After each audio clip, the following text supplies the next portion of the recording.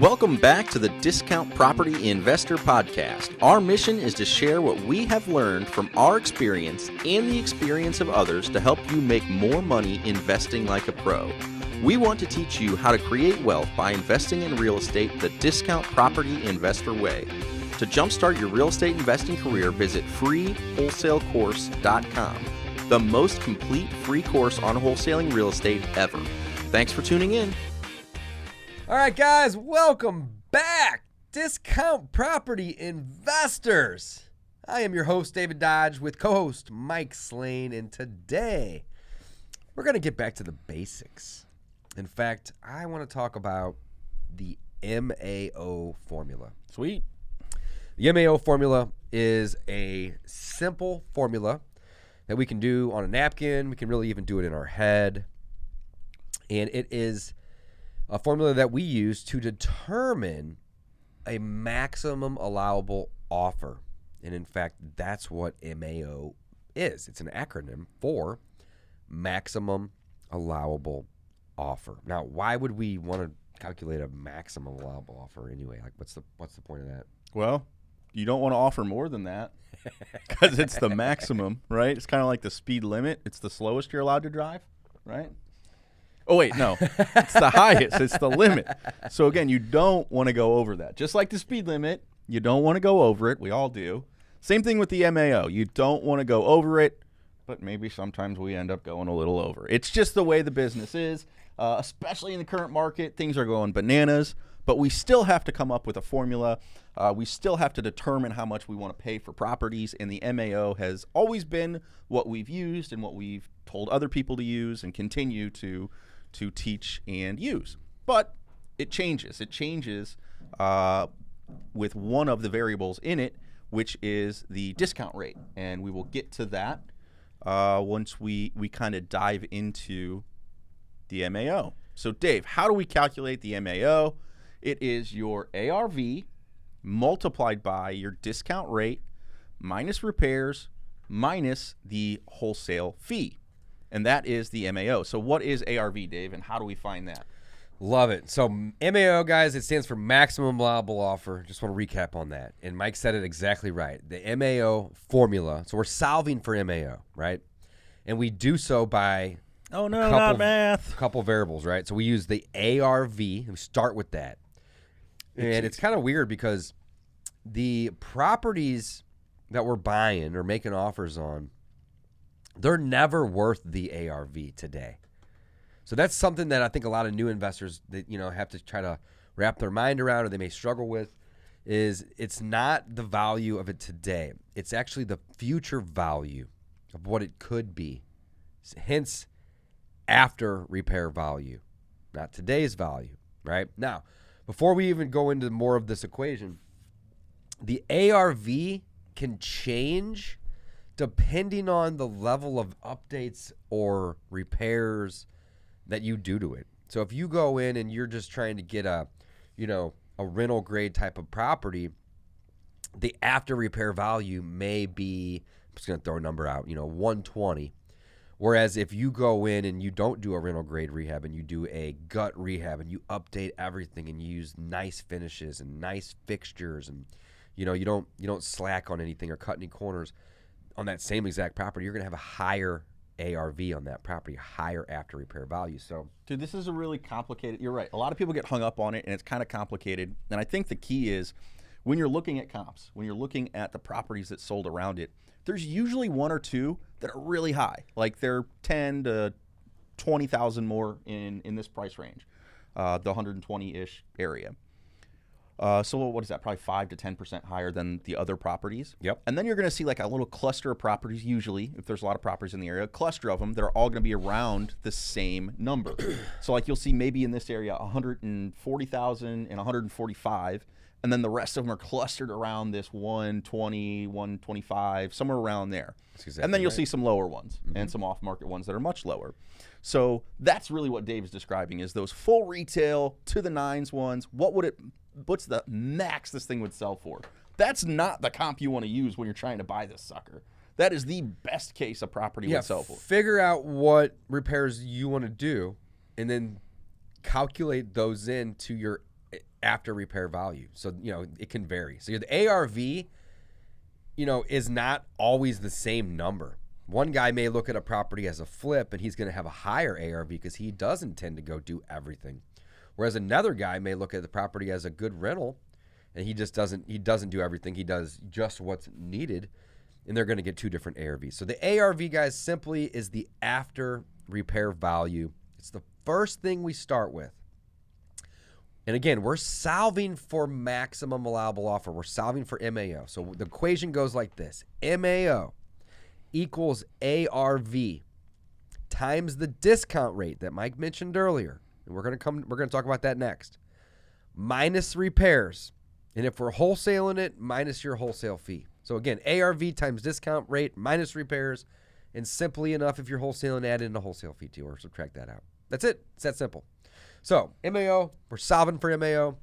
We're using an ARV that's going to vary depending on your level of repairs. Times that by your discount rate. Let's talk about discount rates. Discount rates, baby. So discount rates are really how much you're going to discount the property, and this is where the investor comes in, right? So you have to discount it at least 10% in order to break even, because that's what it's going to cost to sell it. Typically, in an ordinary market, usually it's 8 or 9%, but just go to 10%, boom, minimum. So if you're only discounting your properties 10%, so that would basically be like ARV times 0.9, you are going to be able to break even on that. So don't ever go over that number. Don't ever go over a discount rate of at least 10. We shoot for discount rates of 30% or 0.7. So we multiply our ARV by 0.7. And when we do that, we're not making 30% profit on the deal, or we're not expecting to. At 70% or 0.7, there's 30% left over. 10% of that's going to be the cost to sell, guys. So you're basically shooting to make about a 20% return on your investment at a 0.7 discount rate. Next would be subtract the repairs. And we talked about this a little bit because depending on the ARV you choose or you go with, are you going with the middle of the line ARV, or are you going with the high end ARV? That's going to affect the repair cost. Let me talk about discount rate a little bit more too. Please. So one thing I wanted to add was, Dave's absolutely correct. 70% is what we shoot for, but it also kind of matters where you are in town, the quality of the area. So again, it's really location is going to affect this, but also current market conditions. So in really, really not good areas, we'll call them like your D class, your war zones, your discount rate's going to be much, much higher. You may do a 0.3 as opposed to a 0.8 or a 0.7. So what does that do to the offer? Well, when you're multiplying it by a 30%, you're basically cutting out so much of that ARV. You're cutting your offer down significantly. So that is going to, again, just really decrease the offer. In a higher end area, like really nice areas, you can probably buy up to 0.8 pretty safely because the numbers are bigger too. If you have a higher value property, a $500,000 property, for example, 20% a discount is a much bigger number. So there's actually still a room for a spread in there. As well as, again, you're not going to see properties in that area selling for significantly lower. So your discount rate is definitely affected a little bit, but a good rule of thumb, start at that 0.7 or 70%, and you're going to be in the ballpark. Yes, typically a 70% deal is a wholesalable deal, too. Yes. Because investors will be okay making 12 to 15%. They don't need to make that full 20%. So if you can get at 0.7, take 10 off the top, guys. You got to do that every time, no matter what the percentage is. So at 70%, that's 30 left. Take 10 off the top, that's 20 left. You can wholesale that and give it to somebody at 12 to 15 and make yourself, 5 to 10. 5 to 10%. The other thing that's cool though is that oftentimes newer wholesalers, even us, we've been doing it lately, is we underestimate the repairs. So if you did a higher discount rate at that 0.7 as opposed to moving it up to 0.8, and then you underestimate your repairs, you've kind of made up for that, and it still makes the deal work, or it still allows you to love wholesale that, a deal. Man. So great advice. 0.7, great place to start. If you don't know where to start, it's an average area. definitely start there. Dave, you were getting into repairs. Let's talk. No, yeah. So back to discount rate, just really quick though, Mm-hmm. guys. This is a sliding scale. So you'll notice that we don't have MAO equals ARV times 0.7 minus repairs minus wholesale fee. Instead, we have MAO equals ARV times our discount rate minus repairs minus wholesale fee. And the reason that we don't have a number in there is because it's a sliding scale. 0.7 is a great place to start. Mike said earlier, if it's a war zone or a place that's not the best neighborhood, right, you're going to move that discount rate from 0.7 down to maybe 0.5 or 0.3 or 0.4, whatever it might be. It slides. Now, in the current market conditions, we've had to adjust our discount rate from 0.7 up a little bit. And in today's market, and I say that, we're recording this early July 2021, and probably for the last, 6 to 8 months, we've been having to come in closer to the 0.75 or even the 0.8. Now, 0.75 still wholesalable. It's going to be tight. 0.8 works when you're buying rentals, right? So it depends obviously also on your strategy, your goal, your plan, all those things for where that discount rate may be. But your typical discount rate is going to typically be anywhere from 0.8 on the high end down to 0.3 or 0.4 on the low end, give or take. And it's going to slide, so just know that. Next is the repairs, guys. We talked about this in terms of, what's the ARV? Are you going high? Are you going middle? Are you going low? That's going to be reflected in the repairs. The repairs are going to be 20, or they're going to be 40, they're going to be 60. That's all going to depend on what you're choosing with the ARV. And then last but not least, wholesale fee. Now, you don't have to minus out or subtract out the wholesale fee if you don't plan to wholesale it, right? And really at 0.7, you typically are going to have some room in there already to wholesale it. But it's good rule of thumb to add in a wholesale fee of, 5, 10, 15 grand. It could maybe even 30 grand, depending on the deal, right? Typically, your wholesale fee should be a small percentage. So if you're buying $1 million house, $30,000 is a very small percentage of that. But if you're buying a $60,000 house, $30,000 wholesale fee is 50%. That's not going to work typically. So, obviously that's going to be a little bit of a sliding scale as well.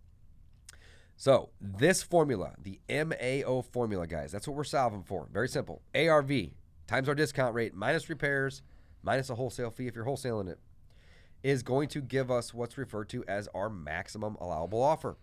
So if we run this formula through, and let's say that we get an MAO of $125,000, that's the maximum allowable offer. Mike, what would we typically offer somebody if we calculated an MAO at 125?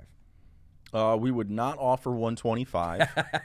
That's what I'm looking for. So, like we talked about, it's that limit. It's that speed limit. You're not supposed to go over 125 because this is the maximum allowable offer. So we're going to come in underneath that, maybe 115, 110, 115. 110 to 115. And they may not like that. But it's good because it gives you a little room to negotiate. One of the things I hear Dave say a lot is nobody likes someone who can't negotiate a little bit on price. So again, being able to come up a little and still be under or at your maximum allowable offer is really, really huge. Yes. So that's why never go in with the MAO up front. It doesn't allow you to be the likable person who can be negotiated with. So love it. Yeah. So I'm going to repeat what Mike just said. Never go in with the MAO up front. The MAO is basically what you're going to allow yourself to negotiate to. If you have to. If you have to. That's such a great point. So let's say that our MAO, the maximum that we're willing to pay or that we are allowing ourselves to make an offer on, in this example, we talked about 125. If we make the offer for 110 and they say, okay, great, we got it even cheaper than what we had calculated for. But if they say, hey, 110's not going to work, I'm asking 150, well, now I can say, let's meet in the middle. And where does that put me at? Roughly 115. 125. Oh. Well, yeah, I like the middle when it's closer to our number too. Trust me. Love that. But that's the whole point. And sometimes getting to your MAO may take days. It may take weeks.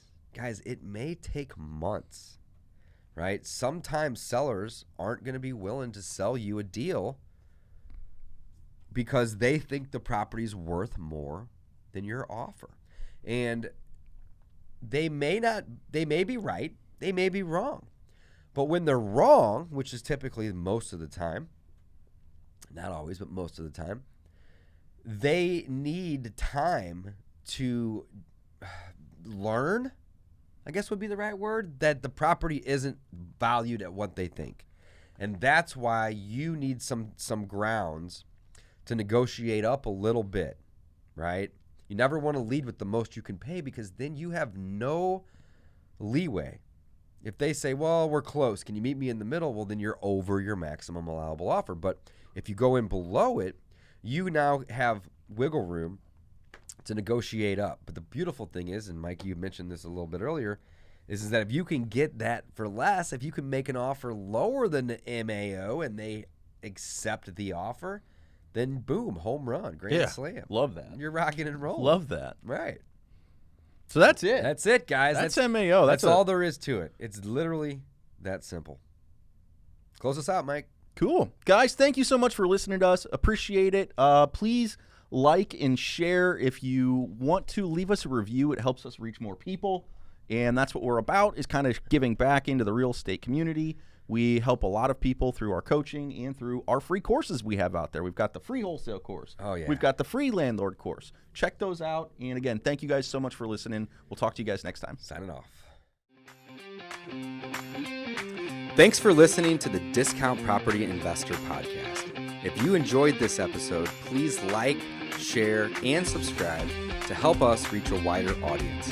To jumpstart your real estate investing career, visit freewholesalecourse.com, the most complete free course on wholesaling real estate ever. We would also appreciate it if you left us a review on iTunes or Stitcher. Thank you in advance for your support. And remember, you make your money when you buy, you get paid when you sell. Now let's go build some wealth.